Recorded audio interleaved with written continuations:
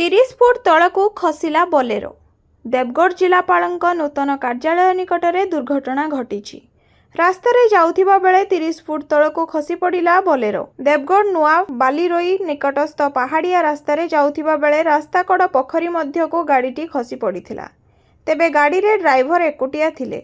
दुर्घटना परे सेथिरु से सुरक्षित बाहरी आसीथिबा जणा पड़िछि।